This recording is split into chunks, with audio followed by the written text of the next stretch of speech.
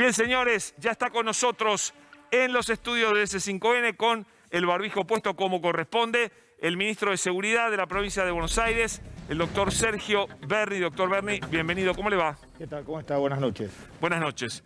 Bueno, ¿alguna opinión sobre lo que ha visto? Creo que yo le quiero corregir una cosa. Corrija, a ver. No creo que sea chantada. No de la Madrid, eso no tiene explicación. No nos olvidemos que atrás de cada vacuna hay un lobby comercial impresionante. No es gratuito la publicidad o intentar desmerecer otra vacuna en favor de otra. Atrás de cada vacuna, los argentinos deben saber que hay lobbies y cada lobby significa millones y millones de dólares. Entonces, no se crean que es desconocimiento, no se crean que es chantada. Son intereses económicos de unas farmacéuticas contra otras farmacéuticas, donde algunos políticos se meten en esa disputa, que no es gratis, claro, por supuesto. Son contratos de cientos de millones de dólares. A ver si no va a haber unos manguitos para un periodista, unos manguitos para un político, unos manguitos para un médico. No nos comamos que es inocente las campañas en contra de una vacuna y a favor de otra. Todas esas campañas se llaman lobby, una actividad que en Estados Unidos está permitida y tiene una recompensa económica fenomenal. Sí, totalmente. Ministro, ¿cómo está el cumplimiento de las nuevas medidas en la provincia de Buenos Aires, en el conurbano sobre todo? Bueno, en realidad acá lo que importa no es hablar del cumplimiento, sino importa de que estamos ante las puertas de un colapso sanitario muy importante. Aquellos que recorremos permanentemente, que estamos en la calle, vemos cómo están los hospitales, no solamente en la provincia de Buenos Aires, sino también en la ciudad de Buenos Aires. En la ciudad de Buenos Aires hoy no había camas, hoy usted hablaba con los más importantes CEOs de cada uno de los sanatorios privados. Usted sabe, y este no es un dato menor, en la ciudad de Buenos Aires el 83% de los porteños tienen obra social o una prepaga. Bueno, ese sistema está totalmente colapsado. Las más importantes de todos no tenían camas para dónde derivar. Le doy un ejemplo de una paciente que atendí yo, una persona con un neumoperitoneo, que es un neumoperitoneo, es gas en la parte, en la cavidad abdominal porque se le reventó una víscera, estuvo 8 horas en una silla de ruedas, en una guardia, esperando una cama para poder operarla de urgencia. Bueno, esa es la realidad que tenemos en la ciudad de Buenos Aires y que es muy importante y que no tiene nada que ver con chicanas políticas, tiene que ver con lo que pasa en la ciudad de Buenos Aires, es el espejo de lo que nos va a venir pasando a partir de la tercera semana. O sea, lo que pasa hoy se va a repercutir en el resto del país a partir de la tercera semana porque se va desparramando como una mancha de aceite. Entonces, esta irresponsabilidad de seguir insistiendo con que la ciudad de Buenos Aires está bien, con que la ciudad de Buenos Aires le sobran camas, con que se puede seguir resistiendo, me parece que es un grado de responsabilidad muy grande y además de inconsciencia, porque la ciudad de Buenos Aires dice, bueno, yo en el hospital Muniz tengo 30 camas, puedo poner 20 más, pero lo que no entienden es que esas 20 camas necesitan una aparatología y necesitan los recursos humanos que no existen. No es una cuestión de espacio físico de cama, es una cuestión de que el sistema sanitario en la ciudad de Buenos Aires está agotado, el sistema de enfermería está totalmente agotado. Entonces me parece que es una gran irresponsabilidad seguir insistiendo en este tema. Y además hay una cuestión... Pero perdón, Sergio, hablando de esto, ¿usted cree que puede haber algo de posicionamiento político frente a Patricia Bullrich, que Mire, está tan a favor de... Hay tres clases de dirigentes políticos. Aquellos que tienen responsabilidad de gestión, que son todos los que estamos viendo en esa pantalla, que tienen responsabilidad de gestión, entonces comprenden y entienden lo que significa una emergencia Aclaremos sanitaria. que está mostrando esta pantalla. Mostrame acá esta parte de la pantalla, ¿no? Después tenemos mostrame esta parte de la pantalla, chicos. los que no tienen responsabilidad de gestión, que son dos que vemos acá. Estos son los que tienen Acá en responsabilidad. esta, para describir, porque no veo Y acá cómo... mostrame toda, hacemos un paneo, así se ve todo. Ahí está. De un Ahí lado lo tenemos... vemos al ministro de la provincia de Buenos Aires, a la ministra nacional, al gobernador de la provincia, al presidente, tienen una responsabilidad de gestión. Acá vemos a Macri y a Bullrich, que no tienen ninguna responsabilidad de gestión, por lo tanto, lo que le pueda pasar al conjunto de la sociedad, la verdad que le importa poco, incluidos lo que veníamos hablando recién, grandes lobistas de grandes empresas, ¿no? No estoy diciendo nada nuevo, estamos viendo dos personas que no solamente no tienen responsabilidad de gestión, sino son grandes lobistas de empresas, fundamentalmente sabemos de dónde, ¿no? Y después vemos acá dos A ver, personas. síganlo al ministro, por Y favor. después lo Síganlo, vemos a dale. Larreta, una persona que tiene responsabilidad de gestión, pero la verdad que la gestión la sigue por las encuestas y no por el sentido común. Mire, cuando hablamos de sentido común, tenemos que ser muy claros. Hace poco más de un año, todos aplaudieron de pie cuando en la Argentina, con 31 casos y solamente el 9% de las camas ocupadas, entrábamos en una cuarentena. Sí, En ese momento nos dedicábamos a correr surfer, ¿se acuerda? sí. Hoy tenemos 15.000 casos. Dígame qué cambió. Entonces, me parece que el sentido común, me parece que la visión estratégica de tratamiento de una pandemia como esta requiere de una visión histórica. Si nosotros el año pasado, con 31 pacientes contagiados por día, entramos en una cuarentena como manera de proteger a la sociedad, ¿cómo podemos, y con el 9% de las camas de terapia ocupadas, cómo podemos decir hoy, con 15.000 casos por día, y con... En provincia, Por eso, 25.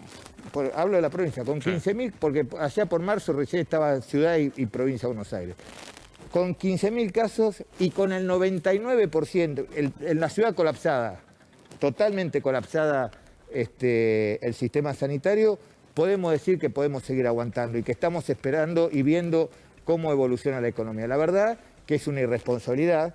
La verdad que faltarle el respeto a los argentinos que durante 250 días Sí. estuvieron encerrados en sus casas y se bancaron Pero todas si lo y cada tuvieras que una de las discutir- consecuencias de una pandemia. Si Entonces, lo tuvieras que discutir en una mesa con Rodríguez Larreta, ¿qué pero le esas dirías? cosas no se discuten, el sentido común no se discute. Entonces, me parece que es de sentido común, no hay que ser epidemiólogo. Mire, si quiere hablamos de epidemiología, hablamos de las curvas. Aparte, no solamente que estamos pasando una situación de COVID, que ni siquiera es comparable a la del año pasado.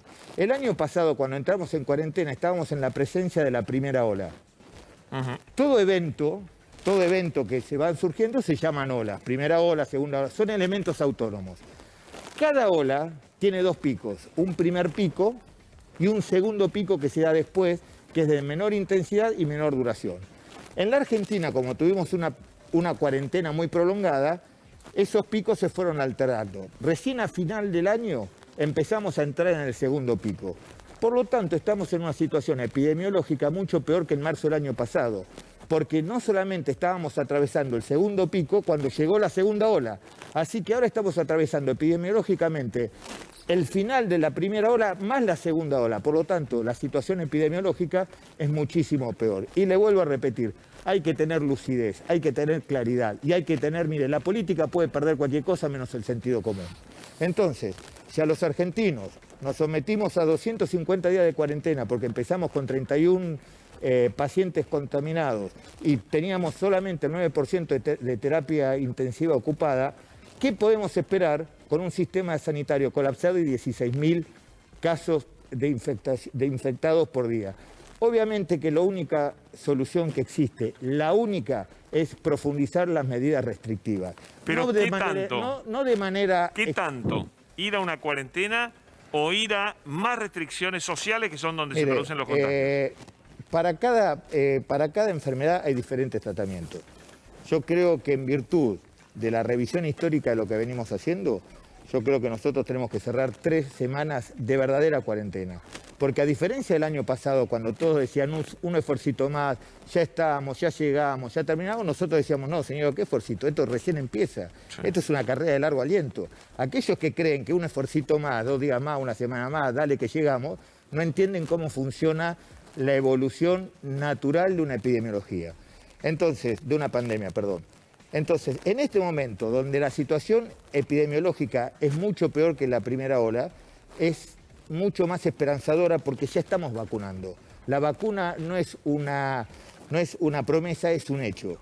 Lo que no hay es disponibilidad, pero seguramente en el transcurso del tiempo vamos a ir mejorando la adquisición de vacunas. Por lo tanto, se necesita un cierre completo de 3 semanas. Sergio, 3 periodos de incubación. me quedo con esa frase. 3 semanas de cierre total es la opinión del ministro de Seguridad de la provincia de Buenos Aires. 2 minutos y volvemos con usted. ¿Puede ser? Sí, ¿Me claro, espera? por supuesto. Y no es solamente una opinión, es ser coherente con todo lo que hemos hecho el año Totalmente. pasado. Ya venimos. Señores, hace unos minutos Sergio Berni, ministro de Seguridad de la provincia de Buenos Aires dijo hay que cerrar por 3 semanas, pero cerrar fuerte por 3 semanas. Acá el equipo de Desafío 2021 le quiere hacer preguntas. Bienvenidos. Gracias. Pregunta sobre vacuna. ¿Qué pasa con la China? Hablaba, o con las vacunas chinas. Aquí, sobre todo provincia de Buenos Aires, personal docente en principio, ahora ya mayores de 60, se vacunó con Sinopharm. Quien hoy vio la tapa de Clarín seguramente y está vacunado con Sinopharm está muy preocupado. No tiene por qué preocuparse. Le explico por qué. El espíritu del artículo era totalmente distinto. No estaba hablando de la eficiencia de la vacuna, sino de la comparación de un método de plataforma inmunológica con otro. Las vacunas de Estados Unidos son vacunas... Las vacunas chinas tienen una plataforma muy parecida a las vacunas originales. Recién usted hablaba, el doctor Dugan hablaba de las vacunas originales y de la etimología de la palabra vacuna, que viene de la vaca, porque allí se descubrió en la procedencia del estudio de la brucelosis, cómo la gente que ordeñaba generaba diferentes anticuerpos. Las vacunas chinas, casi al igual que las rusas, más o menos, tienen la misma plataforma que se vienen desarrollando en las vacunas. Un antígeno, un vector, algunos con un vector vivo, otro con un vector inerte, otro con un vector muerto, pero es la clásica vacuna. Mientras que las vacunas de Estados Unidos son las vacunas que tienen que ver con el ARN mensajero. Es una tecnología muy vieja, es una tecnología que empezó a describir una húngara, Catalina Caricó, que después, por esas casualidades de la vida, allá hace más de 30 años, se las ofreció, por sobre todas las cosas, a un bioquímico que estaba investigando sobre nuevas posibilidades de vacuna, que era Weissman, que hoy da la casualidad que es quien ha puesto esa tecnología en cabeza de Módena.